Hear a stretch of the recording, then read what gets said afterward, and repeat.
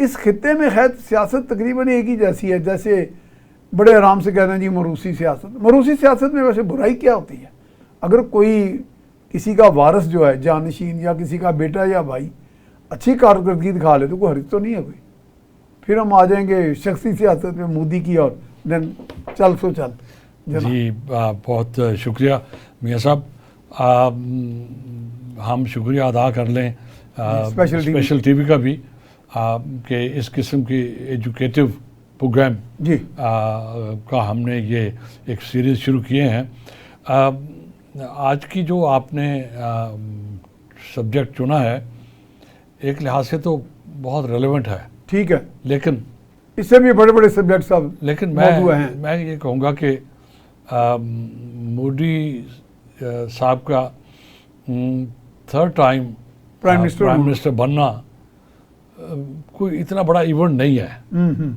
मैं तो ये कहूँगा इट इज़ माजी का एक तो सलसल है, it is a more of non event. आप इसको ये समझें, ठीक है। मोदी की जो स्टाइल ऑफ गवर्नेंस है, उनकी जो आइडियोलॉजी है, उनका जो वर्ल्ड व्यू है और उनका जो थॉट प्रोसेस है vis-a-vis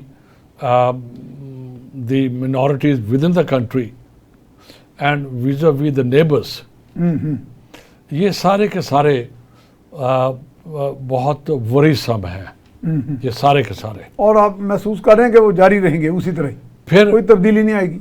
आज की गुफ्तगू में हम ये सारे कवर करेंगे, ठीक है। फिर ये भी कवर करेंगे कि जो मोदी साहब कर रहे हैं या किया उन्होंने, इट इज़ मोर और लेस पॉपुलिज्म, ठीक है, और ये एक लहर दुनिया में चल रही है और खुसूसन इस हमारे खित्ते में तो बहुत है, अमेरिका में भी है, अमेरिका में भी है, जैसे ट्रंप का यूक्रेन में था, यूक्रेन में ज़ेलेंस्की जो आए थे, ट्रंप की अपनी पिछली टेन्योर जो था वो भी इसी तरह था, उसका करिश्मा है, फॉलोइंग है। इसी तरह फिर हम उधर आ जाते हैं। हाँ। इसी तरह फिर मोदी की अपनी जो सेकंड टर्म था, इवन फर्स्ट टर्म भी मैं कहूँगा ऐसे ही था। इसी तरह जो आपने बांग्लादेश का रेफरेंस दिया, और हमारे यहाँ भी ये जो एक किस्म की बीमारी है, हमारे यहाँ भी ये शरायत कर गई है, पॉपुलिज्म। हमारे भी कुछ लीडर्स ऐसे हैं जो प्योर अपनी पॉलिटिक्स पॉपुलिज्म की बुनियाद के ऊपर चला रहे हैं। तो ये एक ग्लोबल फिनोमेना है पिछले कोई 10-15 साल से, और इसने आइंदा कम से कम नहीं तो 10 साल तक और रहना है। उसके बाद फिर ये तब्दीली आएगी, एक साइकिल है ये, आप उसको ये समझें। और इसी को अगर हम देख लें तो उसी के अंदर उसको मैनेज करने के तरीके भी अंदर हमने एकेडमी में पढ़ा था, करिश्मेटिक लीडरशिप, इम्पोज लीडरशिप। ये करिश्मा और पॉपुलिज्म में वैसे फ़र्क है ना जी, मेरा ख्याल टोटली डिफरेंट है, टोटली डिफरेंट है। वो लीडरशिप ट्रेट्स हैं, हाँ, जो करिश्मा है, जो लीडरशिप क्वालिटीज़ हैं वो, ठीक है, वो इंडिविजुअल के अंदर हैं। लेकिन ये जो है ये एक नैरेटिव है, बयानिया है एक, ठीक है, और वो बयानिया बेस्ड नॉट नेसेसरली कि अपने ब्रॉडर नेशनल इंटरेस्ट के ऊपर हो, no, not at all. It can be destructive, ये भी, और ये भी तबाहकुन भी हो सकता है। मैं उधर आता हूँ। और ये भी ज़रूरी नहीं है कि वो जो नैरेटिव है वो बेस्ड है कोई जेन्युइन ग्राउंड रियलिटी के ऊपर, नो, ये भी नहीं है। और ये भी नहीं है कि इस नैरेटिव का कोई रोल है उनके अपने मुल्क के अंदर या रीजन के अंदर या लार्जर लेवल के ऊपर कोई ग्लोबल पीस एंड सिक्योरिटी के लिए कोई कंट्रीब्यूशन हो। यू नो, अल्टीमेटली ये एक बबल है, थीम एक बना दी है, वो बबल के अंदर हम फिर उसकी लहर में आ जाते हैं। ये प्योर एक selfish, totally selfish, self centred pseudo narrative है ये, या जिंगो फॉल्स नैरेटिव, मैसोकिज्म, ये नहीं, वो मैचोइज्म जो होती है, ये अपील करता है ह्यूमन की नैरो सेल्फिश इंटरेस्ट को, और ह्यूमन वीकनेसेस भी होती है ना, वो एड्रेस हो जाती हैं। लोग समझते हैं यार हीरो के जरिए एक वकेरियस प्लेयर गेन करते हैं ना। अब देखिए, हीरो जब छा जाता है वो कहते हैं मैं छा गया, मैं छा गया, फॉलोवर समझता है। और अब चूंकि एक टेक्नोलॉजी का दौर है, अब जो टेक्नोलॉजी अवेलेबल है कम्युनिकेशंस के लिए, ये जो ग्रुप ऑफ लीडर्स हैं जिनका आपने पहले जिक्र किया, ये सब के सब उसको यूज़ करते हैं टेक्नोलॉजी को।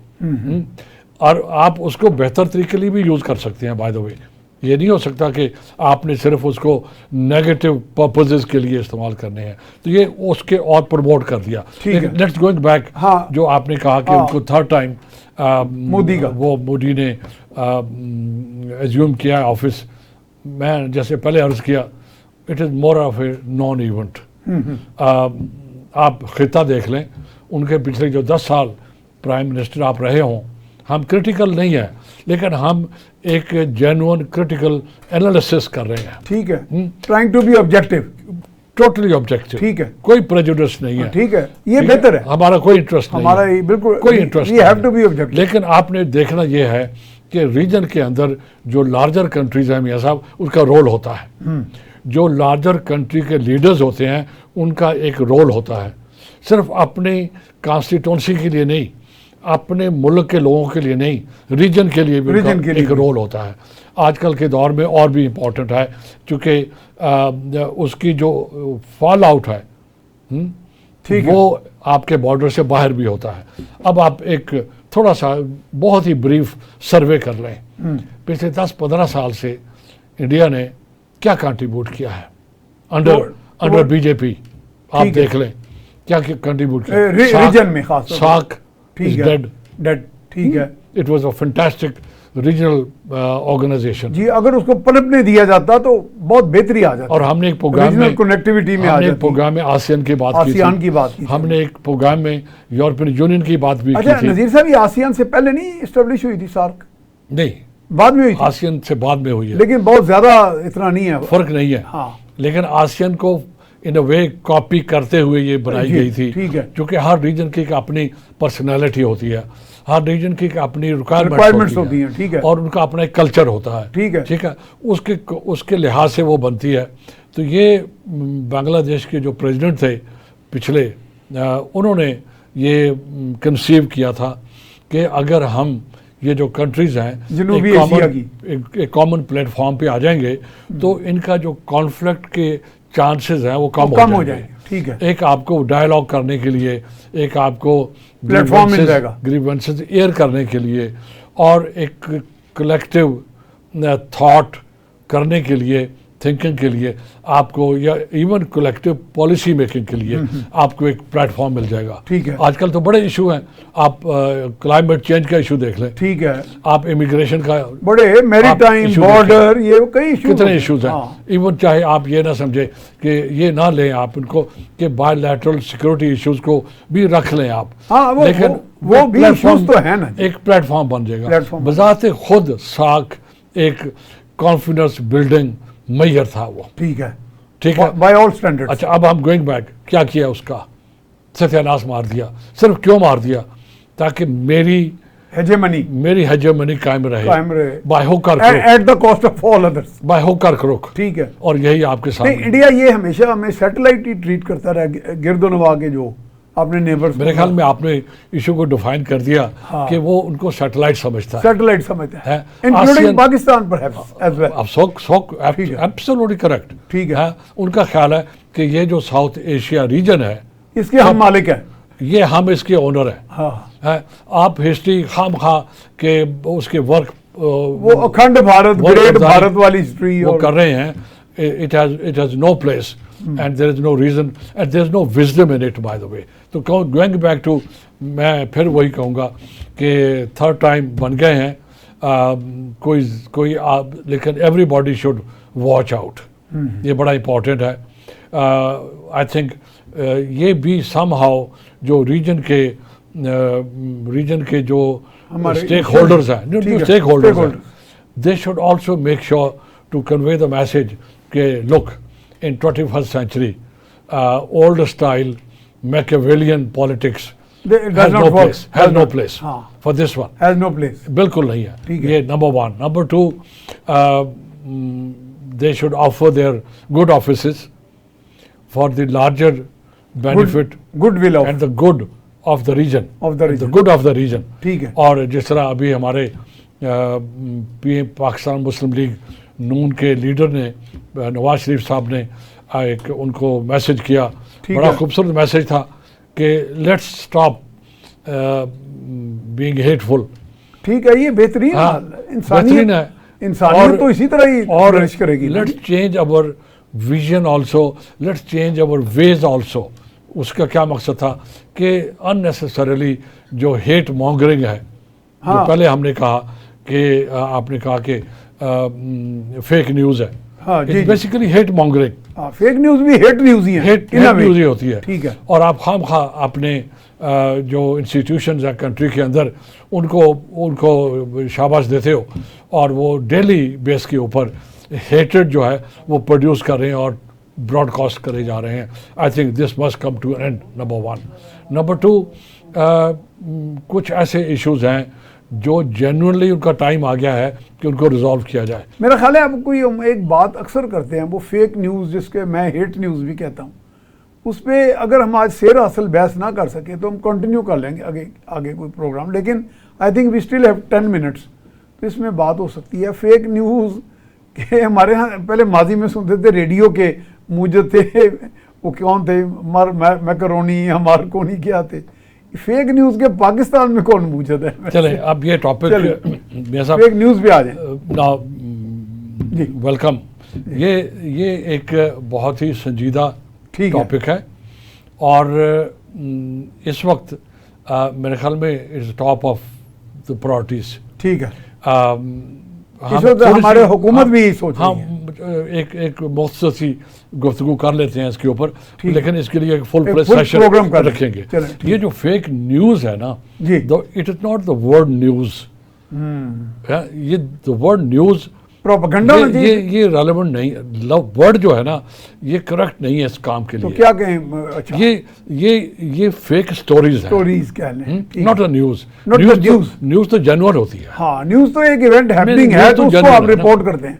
न्यूज़ तो जेन्युइन ठीक है। एक्टिविटी का हाँ, एक एक प्रमोशन एक्टिविटी की रिफ्लेक्शन है वो। रिफ्लेक्शन है, वो ये ठीक वो है। नहीं है। नंबर वन, ये ज़हन में ये रखें। बहुत अच्छी बात की है कि fake news is not news but story कह सकते हैं। इट इज़ अ मोर, ये मैं डिफाइन करता हूँ। हाँ, अगर आप इसको जो इसकी एनालिसिस हुई है, ये सबसे ज़्यादा काम इसके ऊपर अमेरिका में हुआ है। ठीक है।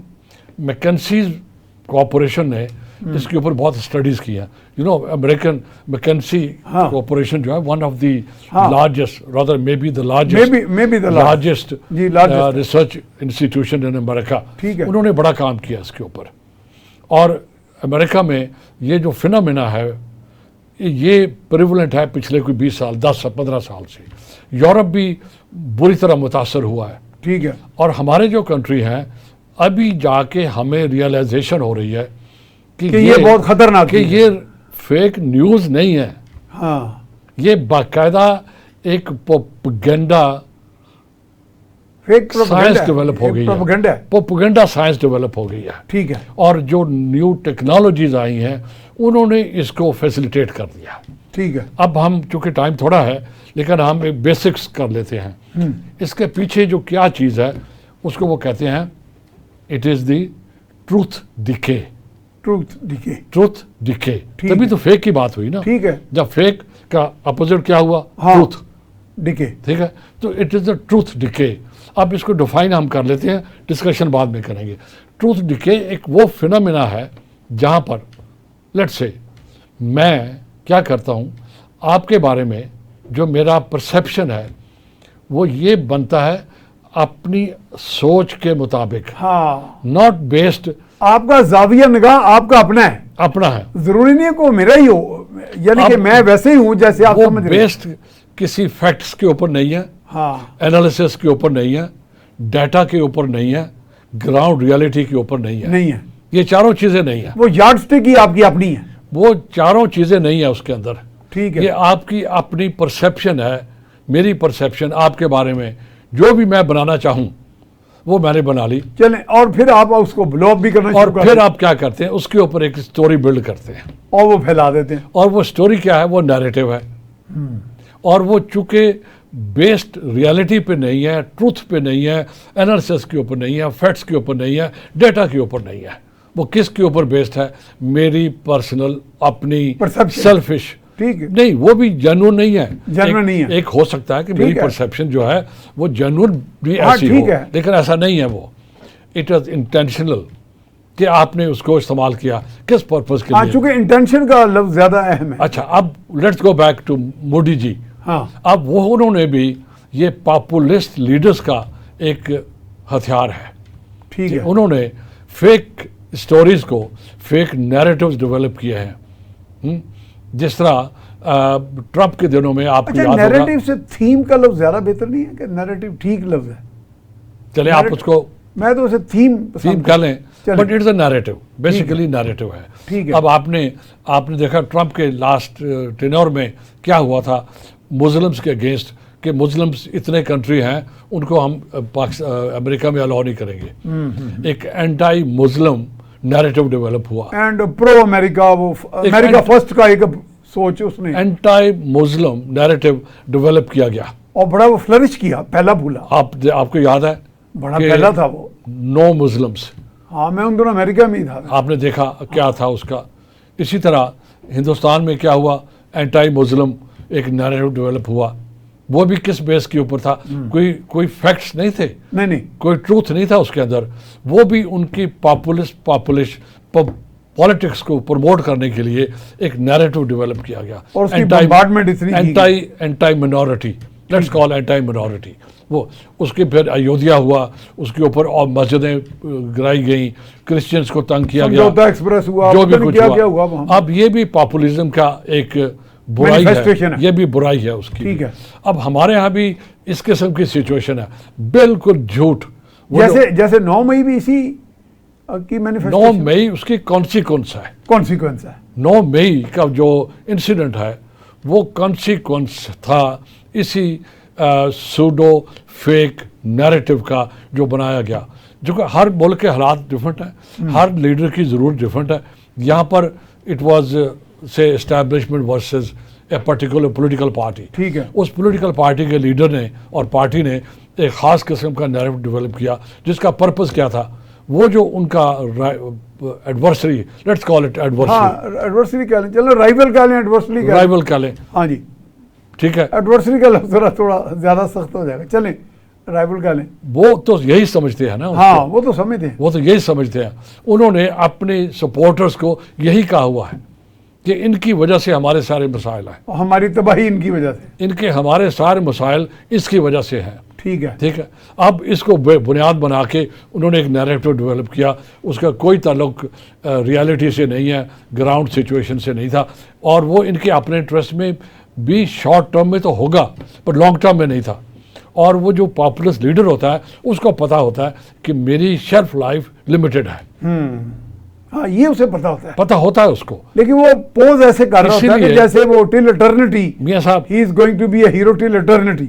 मियाँ साहब, इसीलिए ये जो फॉल्स नैरेटिव की जो इंटेंसिटी है, हाँ। ये बहुत हाई होती है। लेकिन हमारे यहाँ जो इस तरह का पॉपुलिस्ट लीडर है, हाँ, उसको तो इमॉर्टल समझा जा रहा है आप देखें, और इनफॉलिबल भी, कि उससे ना गलती सर ज्यादा हो सकती है और ना वो दुनिया से जाएगा। यानी कुछ तस्वर, एक रूहानी सा टच दिया गया। मैं जो अर्ज कर रहा था ये कि उस नैरेटिव की उसकी इंटेंसिटी बहुत हाई होती है, वजह कि उसको पता होता है कि मेरी शेल्फ लाइफ थोड़ी है। ये जो नैरेटिव मैंने बनाया है ना, इसलिए आपने देखा होगा very often they keep shifting stories. आज एक स्टोरी है, कल कुछ और है, कोई और आ जाएगी, परसों कुछ और है। क्योंकि एक स्टोरी की बुनियाद कोई नहीं है ना, चूँकि बुनियाद नहीं है और बुनियाद भी आर्टिफिशियल है और उसको ट्विस्ट किया गया है आपको। But it sells like pancakes. ये मजा बढ़ाता है ऐसी स्टोरियों में। अब लोग तो ऐसे भागते जाते हैं ना स्टोरी खरीदने के लिए। ये देखें, फिर बात वही है, जो कुछ नहीं हुआ, पब्लिक एजुकेशन नहीं हुई। अब यूरोप में क्या किया उन्होंने, स्कूलों में मीडिया लिटरेसी शुरू की हुई है पिछले 20 साल से। मीडिया स्कूलों में उनको सिखाया जाता है बच्चों को, फेक स्टोरी, छोटे और बड़े को प्रोपेगेंडा भी बताया जाता है। उनको कहते हैं मीडिया लिटरेसी है कि है। आपको सीखते हैं बच्चे कि जब आप देखो, न्यूज़ भी एक कमोडिटी है। ठीक है, ऐसे ही है ना, ठीक है, इंफॉर्मेशन भी कमोडिटी कमोडिटी है। आप कंज्यूम करते हो उसको। तो अगर मैं जिस तरह मैं सब्जी खरीदते वक्त जिस तरह मैं अनहेल्दी खाना ना खाऊं, नहीं खाऊंगा, इसी नहीं तरह अनहेल्दी कम्युनिकेशन भी ना मैं इस्तेमाल करूं। ठीक है। ठीक है, अब मुझे कैसे डिफरेंशिएट करना है कि ये हेल्दी है या अनहेल्दी है, इसी को कहते हैं मीडिया लिटरेसी। ठीक अब है। मीडिया लिटरेसी की ज़रूरत है फेक न्यूज़ के कॉन्टेक्स्ट में। आपको पता होना चाहिए कि कौन क्यों कर रहा है। ठीक है। ठीक है, जो हमने वो ट्रूथ डिके की बात की है। अब ये जो पॉपुलिज्म प्लस लेटेस्ट टेक्नोलॉजीज़ का इस्तेमाल प्लस इंटेंशनल जो आप किसी चीज़ को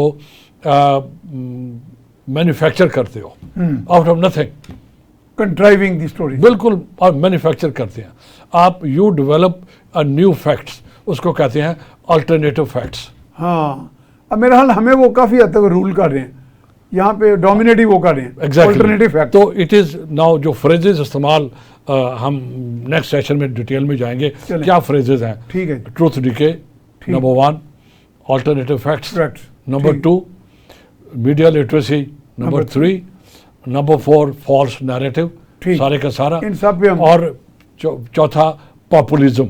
चले इन सब पे हम नेक्स्ट प्रोग्राम में जनाब बात करेंगे। आज हमारा प्रोग्राम खत्म हुआ। थैंक यू वेरी मच नदीर हुसैन साहब, आपने बहुत शुक्रिया तशरीफ लाए। तो जनाब आप हम सब आप इस तरह करेंगे कि दुनिया भर में अब ये जो फेक स्टोरीज और प्रोपेगेंडा के जो मिशन हैं उनको काउंटर करने के लिए मीडिया लिटरेसी का जो है ये ज़रूरत है। और ये मसला है ट्रूथ डिके का, और ट्रूथ डिके जो है उसको एड्रेस करना आपने इंटेलिजेंटली करना है और परसिवियरिंगली करना है।